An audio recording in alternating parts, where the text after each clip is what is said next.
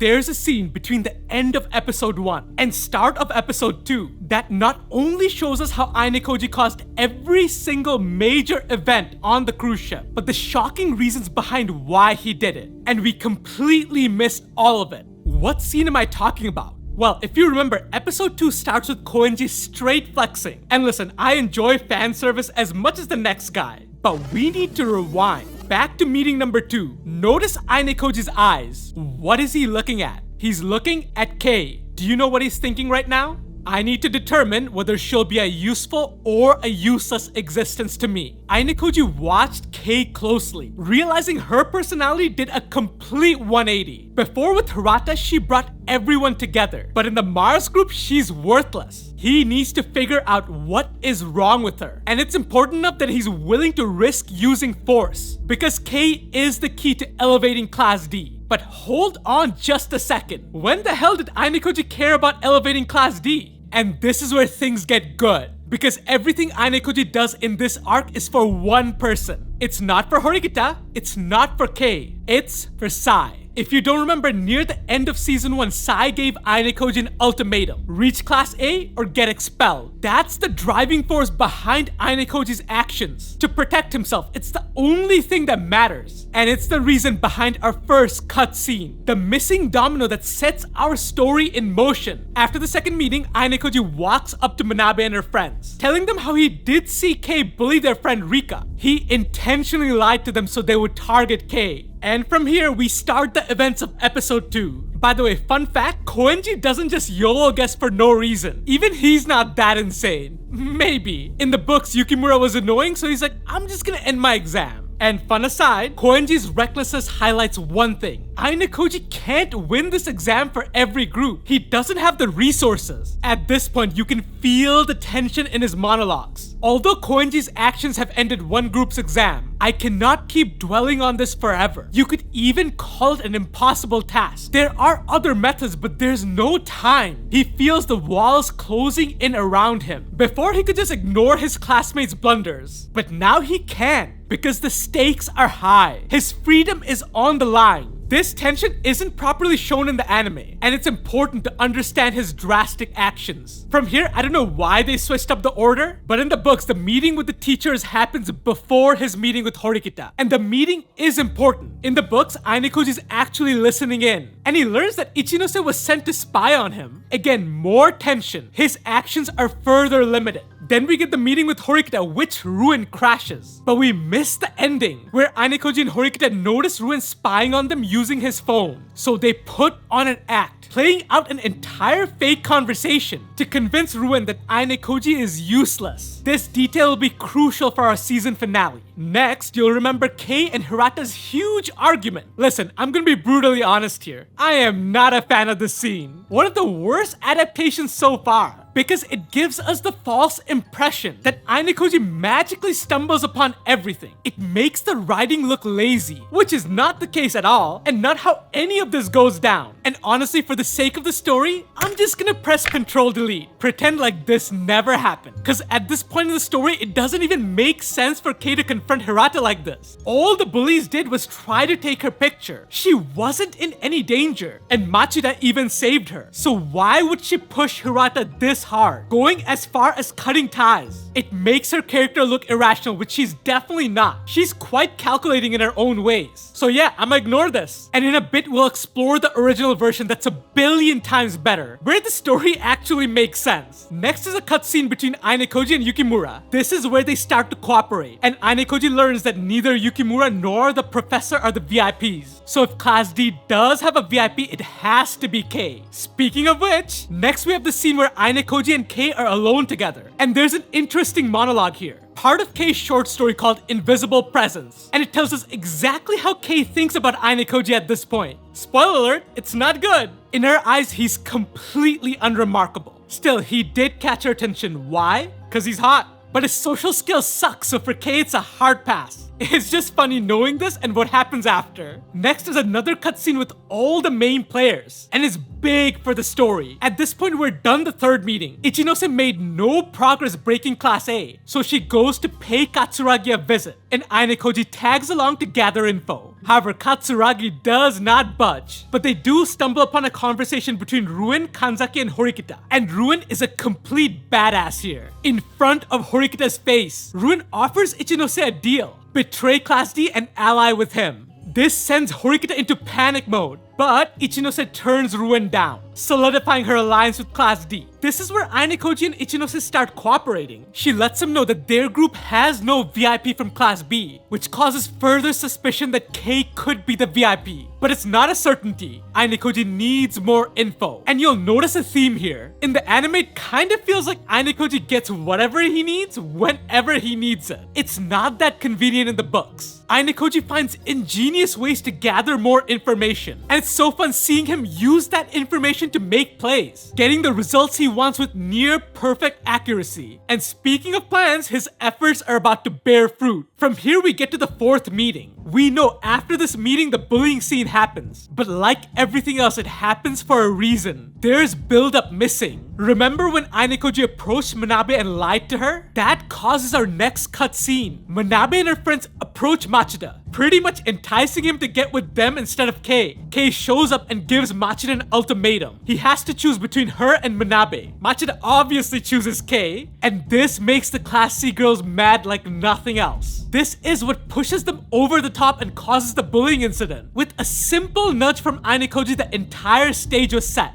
And he also got some valuable info. Ayanokoji noticed how unbelievably rude Kei was to Manabe and her friends. Kei's actions proved too forceful and incomprehensible to me. If she wants to get close to Machida, she did not need to antagonize the Class C girls. Ayanokoji theorized that unlike Ichinose, Kei didn't have the natural talent to rise to the top. So she attaches herself to the strongest man to gain power, like she did with both Machida and Hirata. Kei accepts the risk of being hated for absolute domination. But Ayanokoji is still missing the biggest piece of the puzzle. Why? Why does she need to dominate? What's her motive? He couldn't tell. That's why he decided to follow the Class C girls when things escalated. It's exactly what he was hoping for. The true nature of a person always comes out in a dilemma like this. A little more and I'll soon be able to see and know more of Kei. Now, first of all, with the cutscenes included, doesn't the dialogue here make much more sense? Especially when Manabe and her friends call Kei ugly and threaten damaging her face. It's direct payback for the humiliation she showed them. Sure, Ayanokoji put her on their radar, but Kei straight up added gasoline to that fire. And to be fair, this scene does cover most of what's in the books, except for one crucial detail: Kei's reaction. In the anime, she's crying, a natural thing for someone to do when they're being picked on. But in the books, it was much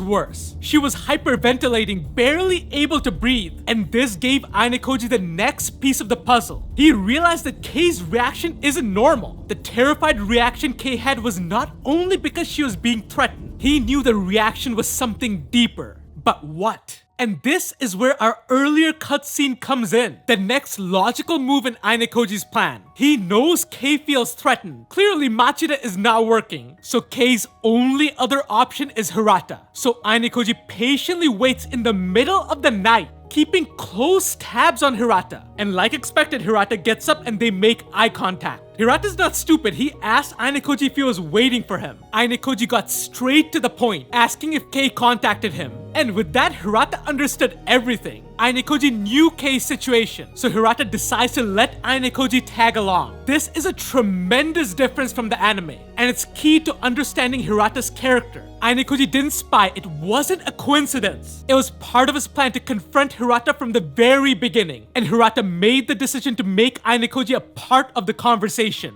And IMO, eavesdropping was the worst way to do this scene. Because read this line from the books. There's always the option of me secretly eavesdropping on them while concealing myself. But there's no way Hirata would allow something like that. It was kinda weird that Hirata almost looked happy in the anime when he found out Ayanokoji was spying. It's not really consistent with his character. Moving on, when the two of them show up, Kei is not happy. In fact, she gives them the silent treatment, dodging all of Hirata's questions. Hirata's like, screw it, and starts asking Ayanokoji what happened. And he tells him everything about how Kei bullied Rika, so Manabe and her friends targeted her. At that moment, light bulbs go off. because earlier Kei told Hirata to exact revenge on Manabe and her friends. Which now makes total sense. The reason Kei broke down, whatever it is she's so afraid of, pushed her to the point of deep desperation. So deep that she begs Hirata to be violent with the Class C girls. Obviously knowing Hirata, he's not gonna do it. He proposes a peaceful resolution. But Kei argues that's impossible and throws a giant fit. And at this point, Hirata reveals to Ayanokoji their fake relationship. That this is just all an act.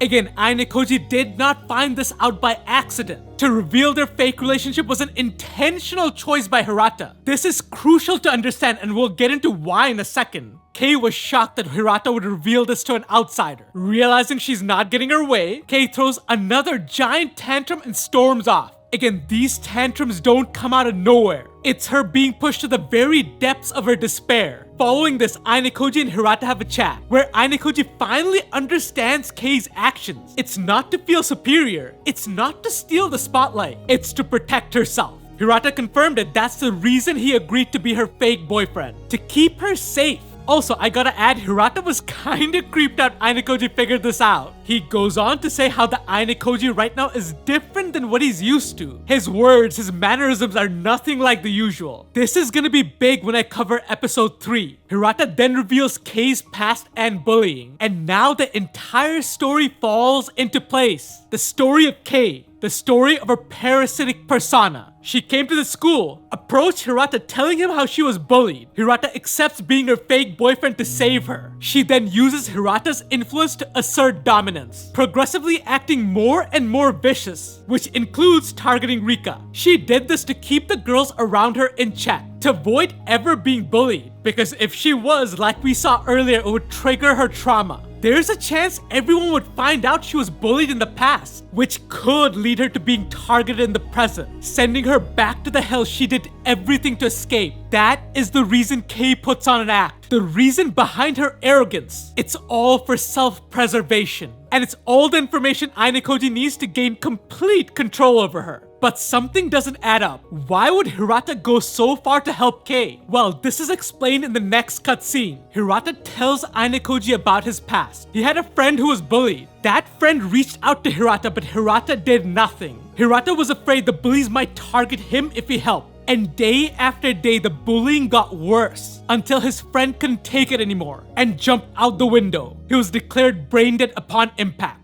That's why Hirata wants to save Kei. Why he wants to save everyone. To make up for abandoning his friend. This backstory is why he revealed their fake relationship. Hirata knows he can't help Kei. Because again, to repent for his sins, he wants to help everyone. He can't choose between Manabe and Kei. He can't stomach sacrificing one for the other. But Ayanokoji can. He realized Ayanokoji's capabilities during the island exam. So Hirata uses this as a chance to push the responsibility of Kei onto Ayanokoji. And Hirata is not stupid. He knows there's something in it for our boy. And honestly, Ayanokoji didn't mind taking on the responsibility because in return, he gained Hirata's cooperation. A power he's always wanted, and a power he'll need to elevate Class D. And as part of this cooperation, Ayanokoji handed Hirata a piece of paper. What's inside? Well, I can't tell you until the next cut episode. But Hirata also gave Ayanokoji one last gift. He confirmed that Kei is indeed the VIP. This is how Ayanokoji knew. With this, he had everything in place for the final step of his plan. To secure his own safety. To make sure Sai doesn't cut him loose. He'll sacrifice whatever he needs to make it happen. To win above all else. To protect himself. The only thing that matters. And if you want to know all the other cut details, just click right here.